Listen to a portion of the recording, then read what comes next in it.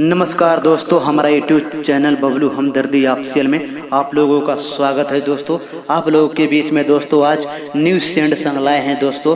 वो भी ट्रैक पे है दोस्तों कि हम लाख छुपाए प्यार मगर दुनिया को पता चल जाएगा, लेकिन छुप छुप के मिलने से मिलने के मज़ा तो आएगा।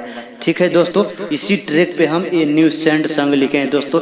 ये संग आप लोग सुनेंगे तो आप लोगों का दिल छू लेगा दोस्तों। इस संग को कोई भी गा सकता है दोस्तों, बड़ा हो या छोटा सिंगर कोई भी गा सकता है दोस्तों। ये संग हमको आस है दोस्तों कि ये संग आप लोगों को जरूर अच्छा लगेगा दोस्तों। ये हमारा संग गाइए, जिसके पास पैसा नहीं है दोस्तों वो संग हमारा गाइए। फुल फ्री संग है दोस्तों, कोई भी गा सकता है इस संग को दोस्तों। ठीक है दोस्तों, हमारा ये संग आप लोगों को अच्छा लगे तो चैनल को सब्सक्राइब लाइक जरूर कीजिएगा दोस्तों, क्योंकि दोस्तों हम लोग बहुत मेहनत करके लिखते हैं दोस्तों। सिर्फ दोस्तों आप लोगों का प्यार चाहिए दोस्तों। हमारा चैनल आप लोग आगे बढ़ाइए दोस्तों। ऐसा फुल फ्री सॉन्ग आप लोग के बीच में बहुत आएगा दोस्तों, कोई चार्ज नहीं लगेगा सॉन्ग को आप लोगों को। कि जब प्यार कोई हम तुहरा से, कि जब प्यार कोई हम तुहरा से, काहे दूर जालू हो, दूसरा के नमवा के सिनुर से, दूसरे के नमवा के सिनुर से, तू मांगो भरवा ले बाड़ू हो, तू मांगो भरवा ले बाड़ू हो।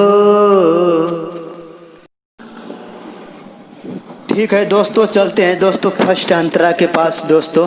आप लोगों को पढ़ कर भी सुनाएंगे और डमी देखकर आप लोगों को अष्टपष्ट कर देते हैं दोस्तों।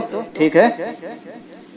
इत प्यार रहे हमर पहिला हो, दीवाना हमके बनैलू हो, वादा तोड़ गईलू हो, प्यार में हमके सतैलू हो, ये सनम हर जाई हो, काहे कैलू बेवफाई हो, दूसरे के नमवा के सेनुर हो, तू मांग भरवा ले बाड़ू हो। ठीक है दोस्तों, इसका भी डमी देते हैं हम।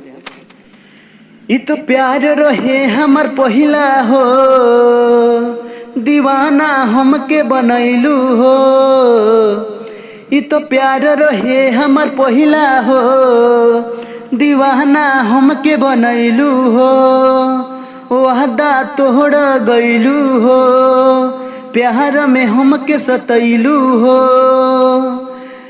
ये सनम हर जाई हो, काहे कैलू बेवफाई हो, ये सनम हर जाई हो, काहे कैलू बेवफाई हो, दूसरा के नमवा के सेनुर हो, तू मांग में भरवा ले बाड़ू हो, दूसरा के नमवा के सेनुर हो, तू मांग में भरवा ले बाड़ू हो। जहर देके काहे ना हमके गईलू हो, जीते जी खुश रहबू ना, काहे छोड़ गईलू हो, ई तो प्यार रहे ना बेवफा हो, प्यार में हमारा का कमी रहे, दूसरा के मेहंदी रचैलू हो, दूसरे के नमवा के सेनुर हो, तू मांग में भरवा ले बाड़ू हो। ठीक है दोस्तों, इसका भी डमी देकर आप लोगों को अष्टपष्ट कर दे।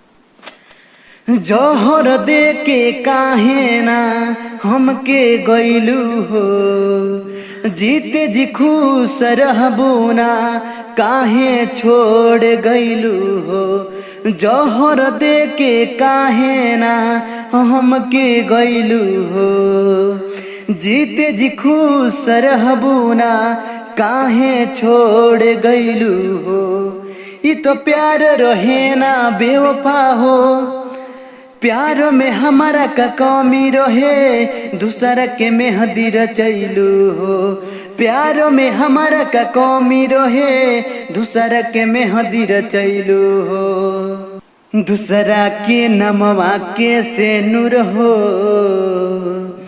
दूसरा के नमवा के सेनुर हो, तू मांग में भरवा ले बाड़ू हो, तू मांग में भरवा ले बाड़ू हो।